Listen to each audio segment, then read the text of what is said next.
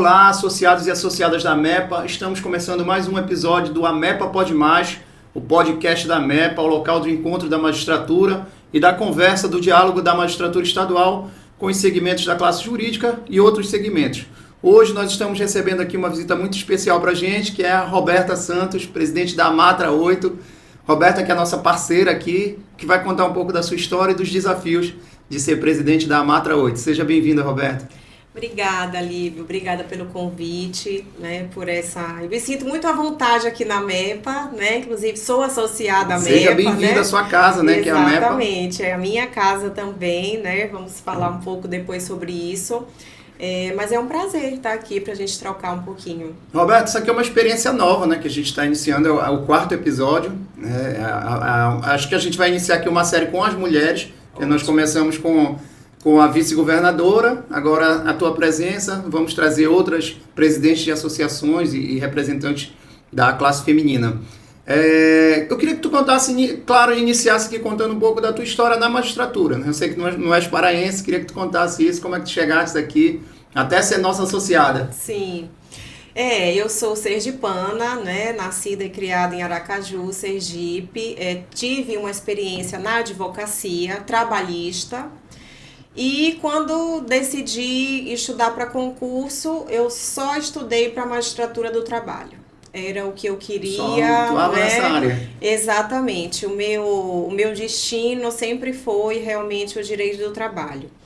Então, fui para São Paulo, estudei um tempo em São Paulo e passei no concurso aqui na 8ª região. Cheguei Oitava região compreende Pará e Amapá, né? Exatamente, 8ª região, estados do Pará e do Amapá, né? Vim fazer as provas do concurso em Belém, na época eram 4 etapas, e assim, para mim, eu nunca tinha vindo para o norte do Brasil, uma terra, para mim, né, muito cheia de surpresas, então, muito diferente. Então, a tua vinda para cá foi de concurseiro mesmo, para vir para fazer o concurso, exatamente. Conheceu a cidade e aí passou. Exato. De qual é o ano do teu concurso? 2009. 2009. Já tem aí uma caminhada. Já tem uma caminhada aqui.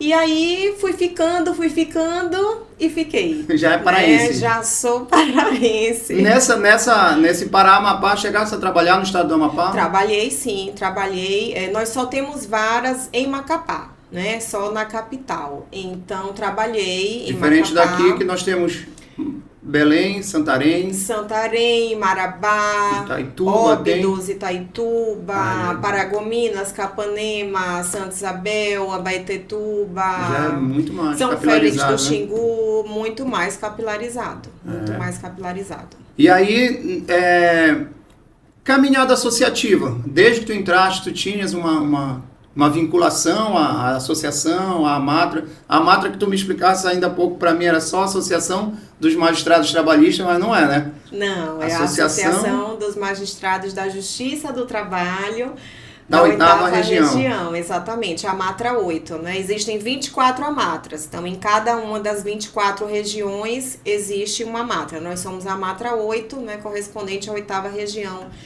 da Justiça do Trabalho.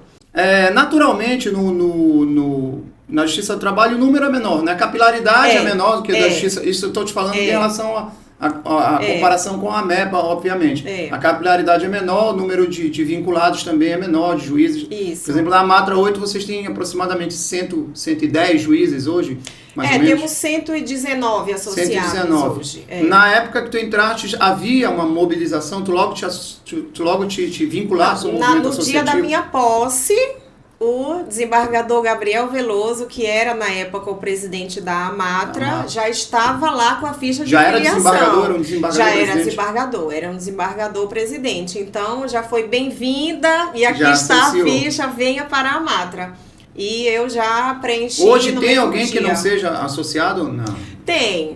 Temos alguns colegas. Entre os integrantes da 8ª região, tem colega que não é associado. Sim, há alguns colegas que... Mas aí tu te associaste. E a participação no associativismo mesmo? Eu acho que em 2011, ou seja, pouco tempo depois que eu tinha entrado, eu fui convidada pelo hoje desembargador Antônio Odemar Coelho para compor... Nosso associado também. Exatamente, para compor a chapa dele. Ele era o presidente, né? Seria o presidente.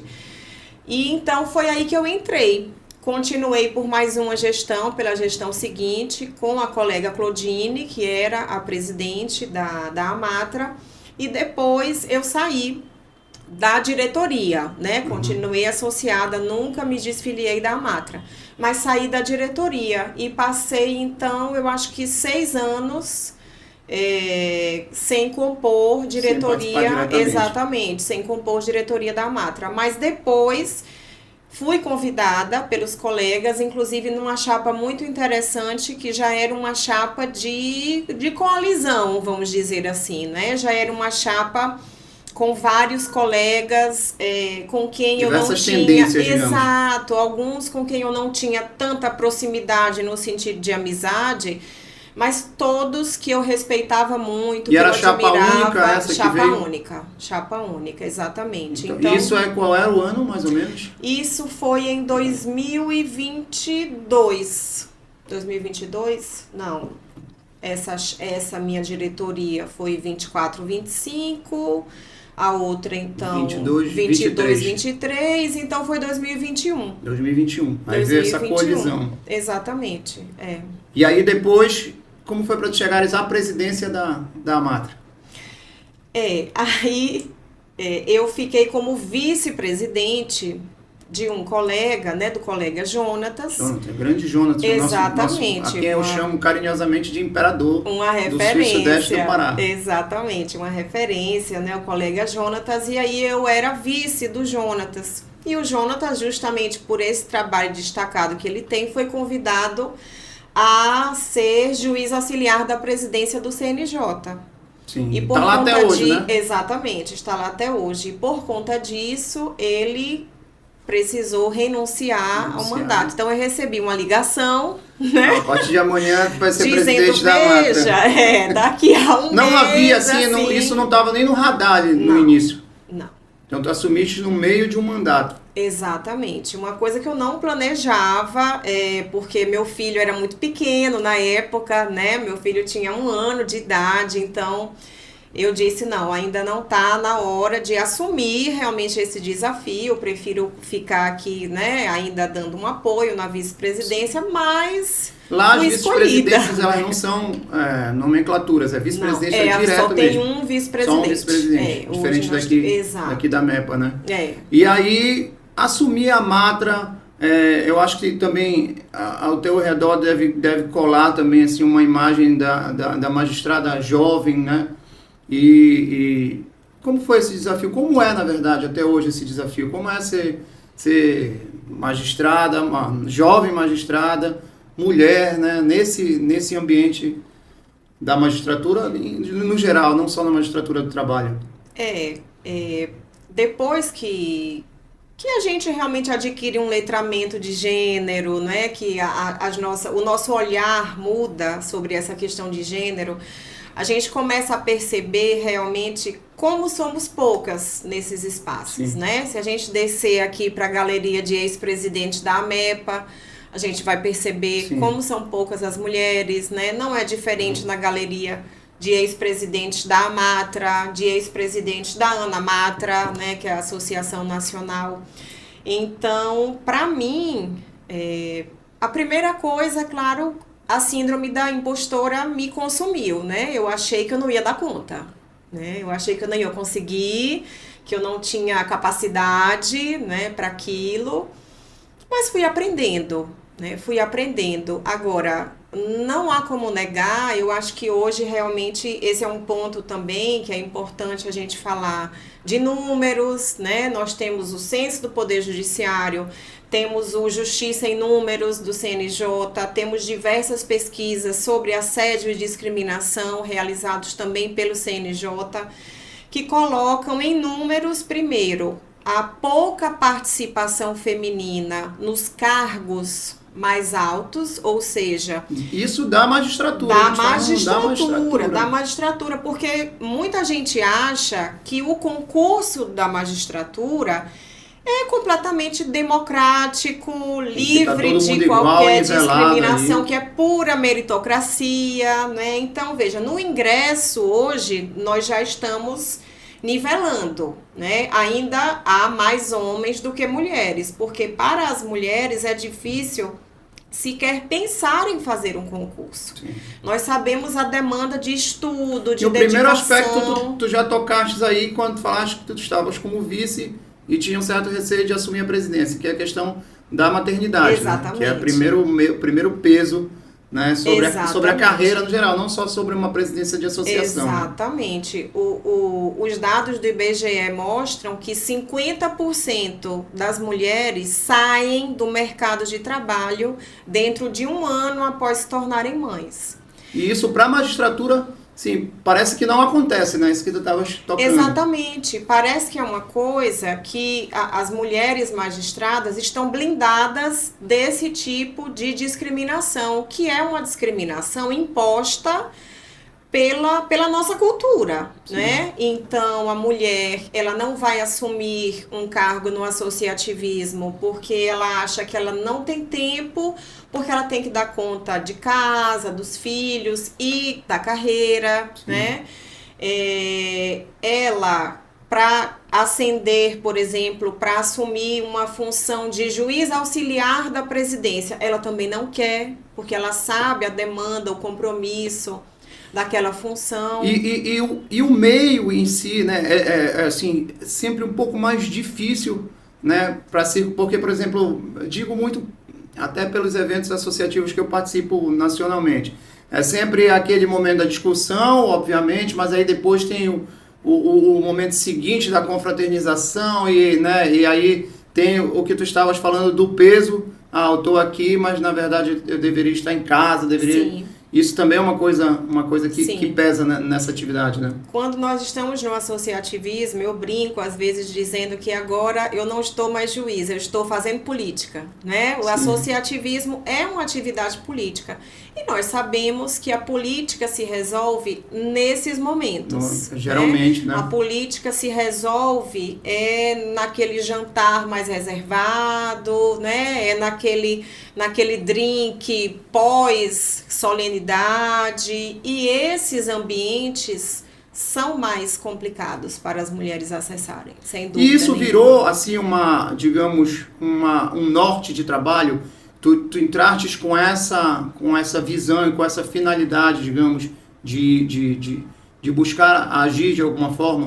Com certeza. Eu sinto que isso é um dever de qualquer mulher que está, né, numa posição de poder, numa posição de destaque, num cargo. E, além disso, é hoje uma política nacional do Poder Judiciário, né? Então, nós estamos com diversas resoluções, diversas ações afirmativas, estimulando uma maior participação feminina, né, no Poder Judiciário. Agora, nós temos que pensar um pouco para trás, porque as ações afirmativas, elas são importantes, mas nós temos que pensar realmente no antes, né? Então, nós temos que pensar numa mudança de postura, né? E eu falo isso com muita abertura mesmo, com muita tranquilidade para os homens, né? Então, os pais precisam assumir a coparentalidade de uma forma mais efetiva, mais eficaz, né? Para que a mulher também, ela se sinta mais estimulada a estar nesses espaços. E tu tens agido também extra Justiça do Trabalho, né? Nós fizemos aqui uma reunião com a OAB, né, que envolvia a MEPA, a Matra 8 e a OAB. Queria que tu falasses um pouco disso também, que é um projeto que nasceu de uma conversa, principalmente da Matra com a OAB, né? Sim, nós temos uma comissão específica, né? Nós temos a comissão Amatra 8 Mulheres, assim como eu sei que um dos teus primeiros atos aqui Sim. foi, não é, instituir uma diretoria de equidade, né, de gênero, com esse olhar. Então, nós temos também a comissão Amatra 8 Mulheres, que se debruça sobre essas situações de discriminação, de violência de gênero dentro do sistema de justiça, né? Porque o nosso mote é: a toga e a autoridade do nosso cargo não nos blinda da discriminação de gênero e da violência de gênero, né? Então, Foi uma demanda da comissão, porque, de novo, vamos para números, né? 53% das magistradas declarou já ter sofrido alguma violência, né, de gênero no exercício da atividade, no exercício da magistratura. E essa violência de gênero foi praticada em 80% das vezes por advogados. Então, se nós queríamos olhar para isso, nós tínhamos que travar um diálogo com a OAB, né, com a advocacia, porque a advocacia tem esse olhar, né, tem a campanha Advocacia Sem Assédio, então, e nós fizemos já parcerias. Assim, quase que concomitante com essa discussão que nós tivemos aqui, uma situação com uma juíza trabalhista de outra região, né, que inclusive é paraense, salvo engano. Exatamente, uma colega que viralizou, do TRT2, como se fala, né? Assim como já tivemos situações na Justiça Estadual aqui do Pará, né, de violências gritantes, claramente motivadas. E não só nesse aspecto do externo, o Tribunal de Justiça também agora, inclusive no próximo dia 30, vai fazer uma ação nesse sentido, mas de números internos de violência. Há um levantamento desse no TRT8, sabes dizer se há? Nós fizemos uma pesquisa, o Comitê de Promoção da Participação Feminina no Poder Judiciário fez uma pesquisa com as magistradas, né, magistrados, servidoras e servidores, né, justamente para ter um embasamento das suas ações. E os números não foram diferentes do que uma pesquisa nacional mostra, né, então... A ocorrência de violência de gênero estava bastante evidenciada. A advocacia como a principal fonte, mas também partes, testemunhas, né, também. Outros magistrados também, né, foram também apontados. E outra coisa também que chama atenção é a invisibilidade da violência de gênero. Porque muitas magistradas que responderam à pesquisa apontaram lá, não, nunca sofri violência de gênero. E a gente, para essas colegas, né, o que eu tenho a dizer é, você só não está com a lente do letramento de gênero. Seguramente você sofreu algum tipo de violência de gênero, você só não percebeu essa situação como uma violência de gênero. Então, a Matra 8 Mulheres hoje tem um manual para reconhecimento e ação frente à discriminação de gênero, né? Que tem uma primeira parte falando disso, olha, é importante que você reconheça a discriminação de gênero. E tem uma segunda parte com sugestões, não é? De como agir, tudo embasado na legislação, falando do código também de ética da advocacia, falando das prerrogativas da advocacia. E essa conversa, não é, que nós tivemos com a OAB foi muito produtiva, né? É porque envolve também, por exemplo, as situações que nós, magistrados, podemos agir com advogados, né? Ou magistrados trabalhistas com advogadas. Exatamente. E por aí vai as infindáveis. A discriminação está dentro, né, do sistema de justiça, né? Sim. Magistratura, advocacia, mas também Ministério Público. Sim, né? Atividade policial. Que Defensoria Pública, exatamente, está dentro do sistema de justiça. Então, dessa primeira conversa, né, inicial, a Matra e a OAB, surgiu essa ideia de fazermos um protocolo de intenções, realmente, né, e uma atuação conjunta para combate à discriminação de gênero no sistema de justiça, né? E o primeiro parceiro que nós procuramos agregar foi a AMEPA. E a AMEPA nós fizemos durante esses 2 anos de gestão mínima, com os 2 anos que tu tens também, por aí aproximadamente, essa união, né? Hoje nós temos associados à Matra, né, que pertencem à AMEPA, porque era uma parceria que já existia, né? E é muito saudável, é um dos pontos que eu faço questão de me orgulhar de ter feito durante a gestão. Agora, essa ação pós-muro, digamos, né, que é fora da atividade associativa, não digo fora, mas fora, digamos, daquele trivial é mais uma das ações também extramuros que tu fizeste na tua gestão, porque tem uma coisa que eu participei bastante, vi, né, como um espectador, que é o Prêmio de Direitos Humanos. prêmio Padre Bruno Sec, né? Isso. Queria que tu falasse um pouco sobre isso, qual é a intenção também dessa premiação e mostrou também uma articulação política necessária para fazer isso. Como é que funciona essa premiação? Nós temos a Amatra no seu estatuto, né, como uma das suas finalidades estatutárias, nós temos a defesa do direito do trabalho e dos direitos humanos. Então, essa atuação realmente é um dever institucional nosso, né? Mas não existia essa premiação, ela foi instituída? Não, a premiação, ela foi pensada ainda na presidência do Jonatas, né? Temos que dar o crédito, realmente, ele trouxe essa ideia, porque a ANAMATRA, que é a Associação Nacional, já tem um prêmio de direitos humanos há bastante tempo, né?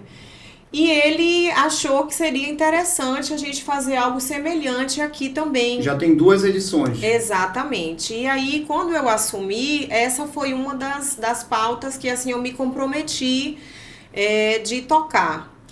E a gente ficou pensando como viabilizar esse prêmio, né? Porque nós queríamos dar uma premiação financeira. Sim. Para os vencedores desse prêmio. Nós queríamos realmente apoiar a sociedade civil que luta, que se mobiliza pela promoção e pela defesa dos direitos humanos. Então, essa articulação com a Assembleia Legislativa, né, e com o governo do Estado, ela se mostrou um caminho muito viável, né, muito interessante, porque nós entramos como um organismo da sociedade civil, promovendo também uma política pública, né, de direitos humanos. Calhou com exatamente a época da criação pelo governo do estado de uma secretaria de igualdade racial e direitos humanos. Então esse foi o primeiro programa, né, abraçado pela secretaria, executado, né, pela secretaria, e nós fizemos 2 edições.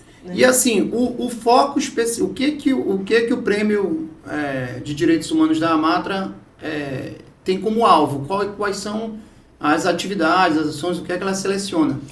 Sociedade civil, né? A ideia sempre foi apoiar a sociedade civil em 3 categorias: combate ao trabalho escravo, combate ao trabalho infantil e promoção da diversidade no mundo do trabalho. Sempre com esse recorte, né, do mundo do trabalho. Então, nós temos inscrições, né, nessas 2 edições tivemos inscrições belíssimas de projetos e o nosso júri também nas 2 edições foi extremamente qualificado, né, procuradoras do trabalho, a doutora Mônica, a defensora pública-chefe, foi uma das juradas na última edição, a nossa colega, né, diretora de direitos humanos da AMEPA também foi...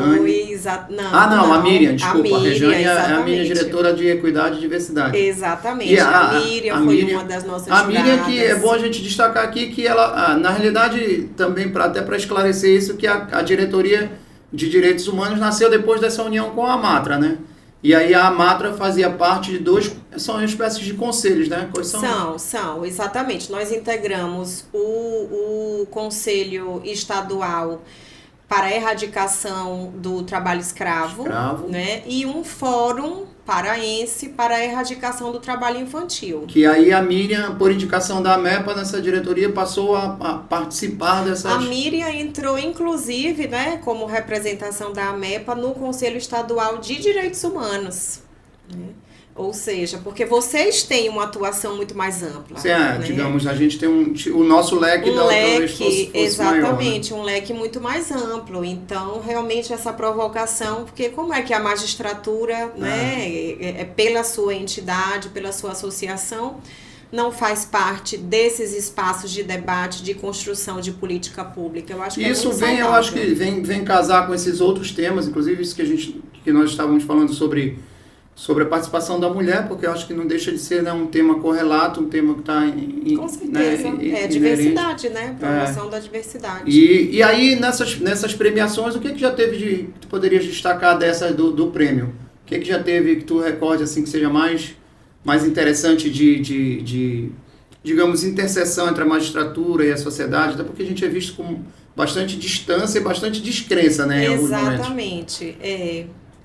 Bem, são tantos projetos interessantes, mas é claro que os vencedores, né? Então a gente teve a oportunidade de premiar trabalhos já bem consolidados, como por exemplo da Comissão Pastoral da Terra, que tem um trabalho já muito bem consolidado por todo o Brasil e aqui no Pará, um trabalho muito forte, né, de combate ao trabalho escravo. Mas assim, na categoria, por exemplo, para a erradicação do trabalho infantil, tivemos inicialmente uma premiação aqui para o projeto Futuro Brilhante, que é de um servidor do TJ, exatamente, né? Que é de um servidor do Tribunal de Justiça e que tem um foco muito interessante, primeiro porque ele interioriza as ações, né? Não fica aqui em Belém, só aqui em Belém, e tem um olhar também para a questão do abuso contra crianças, né? Faz uma educação sexual. Tem uma atuação forte na comunidade do Acará. Exatamente. Que aí também aproveita, não é, digamos assim, não é uma sede da Justiça do Trabalho, mas uma ação da Amatra chega àquele município que às vezes a Justiça do Trabalho... Né, e uma coisa que eu me orgulho muito também, assim, que também sempre foi um objetivo do nosso prêmio, é o legado, né?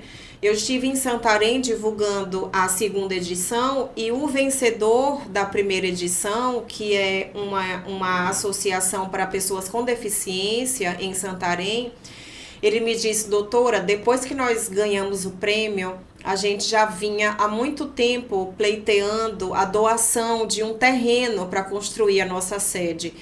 Depois que nós ganhamos o prêmio, porque saiu matéria na TV, né, local e tudo mais, ele disse: depois que nós ganhamos o prêmio, nós ganhamos visibilidade, ganhamos força e conseguimos a doação desse terreno. Então, eu acho que isso é o legal, né? Roberta, eu acho que esse programa vai acabar sendo, esse episódio vai acabar sendo o episódio 1, tu vai ter que voltar outra vez para falar, porque ainda tem muita coisa para a gente conversar, mas eu queria puxar também uma discussão que a gente sempre tem, né, quando a gente encontra.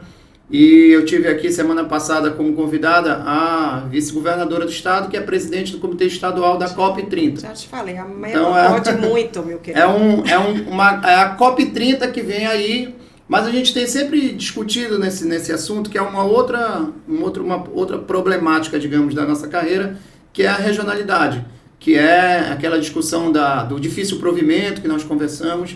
E assim, eu queria que tu pincelasse aí, falasses um pouco disso, de justiça climática na Justiça do Trabalho e dessa discussão que a gente sempre trava sobre a necessidade da região norte ter um olhar diferenciado. Se a COP, de alguma forma, isso vai servir para a gente, como a gente poderia atuar na COP como a Justiça do Trabalho? A Justiça do Trabalho tem feito o recorte primeiro. Quando falamos em justiça climática e olhamos para esse recorte do trabalho, nós falamos primeiro em trabalho decente, né, como o trabalho digno, um trabalho em condições justas de remuneração, mas um trabalho também exercido em condições de dignidade. Olha, eu não entendo quase nada de justiça do trabalho, mas eu ouço um termo por aí que eu repito como coisa não decente de trabalho, que é a uberização do trabalho, né? Isso é uma coisa que o trabalho... Que eu acho que está no radar ali de uma discussão. Exatamente, né? Porque isso vai para o debate sobre a precarização do trabalho, né? Que hoje a CLT é trabalhada pela mídia e pelo sistema financeiro, né? E por quem controla realmente o capital como algo fora de moda e desinteressante. Protecionista e arcaico, Protecionista, arcaico. Bom é você ter uma bicicleta e ser empreendedor de si mesmo. Não pode se acidentar, não pode adoecer. Exatamente, não pode se acidentar. Isso é o primeiro foco do trabalho decente, digamos. É uma premissa. Esse é um dos focos, né? O trabalho decente, ele é um trabalho exercido, e essa é uma definição da OIT, tá? Da Organização Internacional do Trabalho. Então, ele é um trabalho exercido em condições dignas, com respeito à saúde, mas com uma remuneração adequada, né? Então, há vários pilares em condições não degradantes do trabalho, né? Todo o trabalho decente, ele tem diversos pilares, né? Mas de uma forma geral, a preservação da dignidade e a garantia de uma remuneração justa para o trabalhador. E isso trazido para a região norte, ele avulta na condição do homem amazônico dessa... Aqui nós temos muitas peculiaridades, né? Então, por exemplo, a cadeia produtiva do açaí, que se fala muito hoje e que está no mundo inteiro, que é algo internacional, né? Ninguém olha para o tanto de trabalho infantil que existe na cadeia produtiva do açaí, né? Ou para os riscos ocupacionais específicos da cadeia produtiva do açaí. Eu soube que foi realizado um estudo pela Faculdade de Medicina da UFPA sobre perda auditiva na categoria dos batedores de açaí. Porque a máquina, né, você fica o dia inteiro ali com aquela máquina produzindo ruído, sem proteção. Então, a gente olha, por exemplo, aqui, nós temos um olhar diferenciado para o trabalho escravo, porque nós temos, sim, uma incidência, né, de trabalho escravo. Precisamos ter um olhar diferenciado para o trabalho infantil, porque proporcionalmente à população, o estado do Pará é o estado com maior índice de trabalho infantil no Brasil. Então, todas essas questões, quando a gente olha para a Amazônia, né, são especificidades que quem está no eixo sul, sudeste, realmente não vai enxergar. E quem está fora do Brasil, menos ainda, né? Mas como aqui eu acho que a gente traz tudo isso muito exacerbado, mas é importante falar, e aí a gente traz o contexto do racismo climático, né? A gente traz a discussão de que é necessário fazer um recorte de classe, um recorte econômico, porque quem está numa classe social mais alta não sente a mudança climática da mesma forma que alguém que está numa classe social mais baixa. Nós estamos aqui no ar-condicionado. Sim. Né? E eu acho que esse tema ele sempre volta para uma palavra que eu já falei algumas vezes aqui, mas é para a questão da capilaridade. A ocupação de estrutura da Justiça do Trabalho, a Justiça Estadual a gente está até mais difundido, mas também com nem tanta estrutura, né? Mas da Justiça do Trabalho ainda menos, né? Menos estruturação, menos, difusão, né? Para discutir essas questões, né? E facilita cada vez mais que isso se propague. Exatamente. Nós temos uma vara, por exemplo, a vara de São Félix do Xingu, que foi criada com esse propósito da presença do Estado numa região com uma grande incidência de trabalho escravo. E aí, quando isso chega, por exemplo, no CNJ, mas não tem justificativa ter uma vara com uma movimentação processual tão baixa. Né? Mas olha aqui a quantidade de processos com que essa vara trabalha. Não tem por que manter uma vara ali. A questão é outra, a questão é manter a presença do Estado, né? Manter uma autoridade ali da Justiça do Trabalho que possa atuar. E nesse tema que une com um tema que foi recentemente regulamentado pelo Conselho Nacional de Justiça, que é o difícil provimento. Exatamente. Você também, a Justiça do Trabalho sofre isso muito a cada remoção, né? Com certeza. Ninguém vem para o norte, as pessoas só saem do norte. As pessoas só saem do norte. É um tema que precisa estar o tempo todo sendo observado para que a gente possa também expandir, né, digamos, as entranhas da Justiça do Trabalho nessa região. Né? Exatamente. Classificar de forma distinta. Agora, nesse provimento do CNJ veio uma norma, né, veio um dos artigos, pelo menos, já reconhecendo um pouco isso, apesar de timidamente, ainda não considerou a região norte como de difícil provimento. Só permite que nós tenhamos critérios distintos a depender da situação, né? Foi o que conseguimos. Então, né? Foi o avanço do momento, Foi o avanço que conseguimos, mas eu acho que é uma pauta que nós temos que continuar abordando, porque não é só, né? É uma cidade ou outra aqui que nós temos uma dificuldade. Nós somos uma região de difícil provimento. Né? Os colegas não querem vir para cá e isso precisa mudar. Roberta, se a gente fosse conversar aqui, ia ser 3 horas de conversa, mas a gente tem um limite até para o nosso associado, nosso espectador. Vai ter que ter uma segunda parte, não tem jeito. Eu queria agradecer, acho que a gente tocou em alguns temas que a gente tinha pensado, mas destacar aqui assim também da honra da AMEPA ter feito durante esse período a parceria com a Matra 8, dizer das batalhas, né, que a gente trava juntos, agradecer pela tua vinda aqui, a tua casa, né, não deixa de ser aqui a sua casa, seja bem-vinda, e agradecer, te deixar para as considerações finais desse momento que tu vai ter que voltar. Não, volta, é só você me chamar, meu presidente. Então pronto. Muito obrigada, eu valorizo demais, agradeço demais esse estreitamento de relações, né, da magistratura do trabalho com a magistratura estadual que nós conseguimos desenvolver, né, meu amigo, nesse período aí das nossas gestões.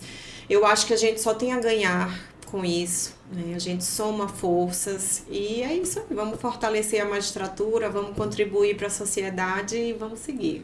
Obrigado, Roberta, e associado e associada à MEPA, acompanhe os nossos episódios na nossa página no YouTube e no nosso Instagram. Muito obrigado por mais um programa e nós vamos voltar semana que vem com mais uma entrevistada, já antecipo aqui, vai ser mais uma entrevistada dessa série de mulheres magníficas que né, roubando aqui um termo que depois também vou trazer o convidado, mas que já antecipo aqui que vai ser uma série de mulheres que serão entrevistadas aqui nessa bancada. Até o próximo programa.